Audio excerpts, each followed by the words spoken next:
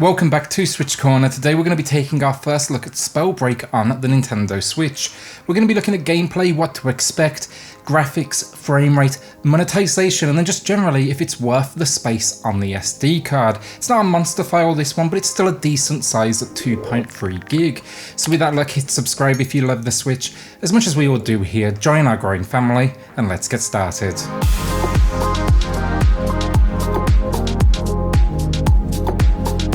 So Spellbreak, it's taking the Battle Royale formula and putting a fantasy twist on things. This looks like what would happen if you got Fortnite together with like Paladins or Realm Royale from Hi-Res Studios and they created some sort of like little offspring. Here's the idea though, you're a mage and you'll come equipped with a multitude of weaponry at your disposal. Each and every player going into a battle gets a choice of 6 different classes at the start of each match. So you've got Conduit or electricity, Frostborn, Pyromancer, Stone, Tempest which uses wind based attacks, and then finally Toxic. While it may equip you with one of these gauntlets though as you enter the battlefield, you'll quickly realise these are very much entry level versions and you can find more powerful variations on the battlefield, whether that's scattered around, taken from the bodies of your enemies, or found within chests. This weapon though, this gauntlet, it has 2 fire modes. First is like the standard kind of weak attack. This is attached to a stamina meter. Then you also get alongside that a special. The special after each attack will need time though to regenerate after use, and you'll get a handy little timer at the bottom of the screen. The most interesting aspect of Spellbreak though has to be the movement. Not only can you run around and duck as you please, but you'll also find here that jump is in fact levitation, and there's something satisfying about kind of being able to float above your enemies' heads while you fire down upon them. It's kind of like a budget Iron Man who runs out of gas frequently only to fall. That's not all though. On the battlefield you can also equip a second gauntlet. In the tutorial though, it gives you a nice example of how you can use these though. For example, when you shoot a toxic cloud with your left arm, you can then proceed to light it on fire with your, fire gauntlet. Gas and fire don't get along and there comes the explosion. It's a fun system that drives experimentation because you can combine the elements. While some of these attacks are epic in size, you may have to be careful. That's because you can hit your own teammates. You might not like this, but there is friendly fire here, so you can't just like spam fire all over the place. Gotta say, I'm a little concerned this may lead to folks trolling down the line. The final piece of equipment then, that is your rune. You'll find that at the bottom center of the screen. This is a special ability, and so far I've got to experiment with invincibility, an ability to fly across the screen, my favorite, a float that just carries you vertically into the sky, and then an option to see enemies through walls. Like all moves here though, these are constricted by some sort of time constraint, so do use them wisely. Basically don't do what I did, which was my best Superman impression, only to land in the middle of a massive fight and pretty much die immediately. If you are curious too as well, we get HD rumble with a slider to determine the strength of it, and no, sadly we do not see the inclusion of gyro controls. In gameplay then, we also get consumables, so pickups attached to the X button. Here you're going to find things like health and shields, and then just general upgrades as well. These won't actually be in your storage, but they're attached to your character, so think like boots that make you move faster, scrolls that you read to improve your power and other areas. That's really all there is to it though. This is very much a simplistic battle royale with a current maximum of 42 players. While solo mode and duos is on the way, the only mode currently unlocked is squads, which is for teams of 3. This is basically so they can stress test the servers over launch to make sure they have everything in place. While I would have loved to have seen solo right now, I understand that decision though. When you consider this thing, it's launched for Nintendo Switch, PC, Xbox and PS4, and has crossplay all on the same day. I've had no difficulties getting into matches so far though, so yeah, that's a good sign they made the right call. Here's my first problem though, you really want to play with friends. This thing, it has native voice chat support, but finding someone with a microphone like always on the Switch is an absolute challenge. It took me about 10-15 matches. Once I did find a team, I stuck with them for this reason, not because the gameplay itself truly needs it, but I've got to say it for sure helps. Also, the map at the beginning, you choose a portal and basically everyone will spam a portal to launch with no way to communicate with each other and tell each other where you're going. You can't even drop waypoints on this initial map to give a suggestion, so it can be a bit of a nightmare just that first 30 seconds trying to work out where your team's going and trying to get in the same circle as them. Also in gameplay, naturally, it just helps with directing the flow of where you're going. In battle, of course, voice chat will always be the perfect way to play. Like Fortnite and a ton of games now, you'll find a toxic cloud closing in around you, so you gotta kind of let each other know when to, move your asses.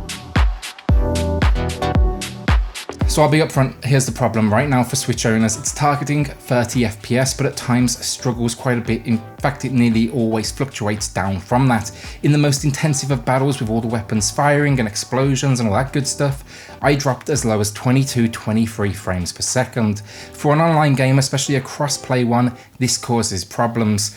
Mainly because not only do we all face different speeds, which impacts our movement, our firing ability, but also let's say you're facing a PC player, they can get well above 60 FPS with this one, and no doubt Xbox and PS4 are probably handling it better too, which for sure puts Switch owners at a disadvantage.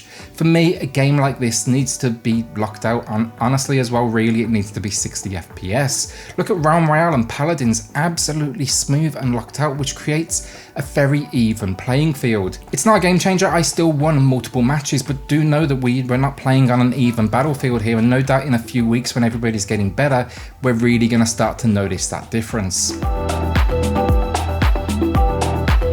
Right now we have 4 packs available and then gold in varying amounts. The packs, they start from a nice cheap $5 for starter, which gives you a single outfit and 600 gold, but then it goes all the way up to the crazily priced wizard pack, which includes 3 outfits, 3 badges and 15,000 gold. This one you're looking at $120 and there's absolutely no chance you're getting that from me. Look, if cosmetics are your thing though, they've got something here to fit all budgets, I'll give them that. If you do just want to buy gold and go shopping at the in-game store, you can buy everything from 1,000 gold for $10 up to 13,500 gold for 100. From that though, you can see at least the packs really aren't that badly priced. You're basically ending up with a few free outfits. The store right now expect to see outfits, emotes and accessories though, and that's really about it. But yeah, I don't mind the way they've done this, honestly. It's not pay to win, and if you want to buy cosmetics then the option is there. I'm actually a big personal believer of if I play a free to play and I enjoy it, and I'm going to probably come back anyways, I'll support it and buy something. I'm more than down for respecting a developer's worth. Something smaller than that $120 one though. So finally then, to wrap up graphics and audio, and in-game it's great, combining a huge open world map like its influences but with a more medieval tone. Expect like those old school housing, castles, ruins. Where the game truly elevates itself though is the magic, the weapons and just the general character design in fact. While they do no doubt channel a lot from the Fortnite kind of design, it's the animations here that I think really push them above and beyond, like the flying and levitating. It all has a sense of bravado that you would expect. Attacks then, and yeah, awesome again, lightning, fire, ice, boulders coming flying at your fingertips. It might play like a traditional shooter for the most part, but it sure doesn't look like it.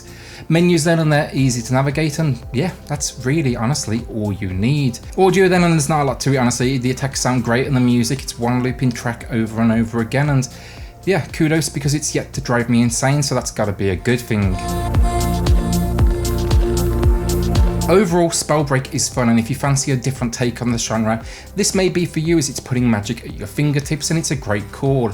Sadly though, I gotta say that frame rate as it stands is off-putting, mainly because of crossplay. It's gonna put Switch owners at a noticeable disadvantage. Once we start to see those players getting better though on these different consoles, I think we're gonna start to really feel that difference, and that's a shame. One thing I will say though is I can't wait for the introduction of solo and duo over the next few days. So yeah, I'd probably say take a look at this one. It's not a huge file size.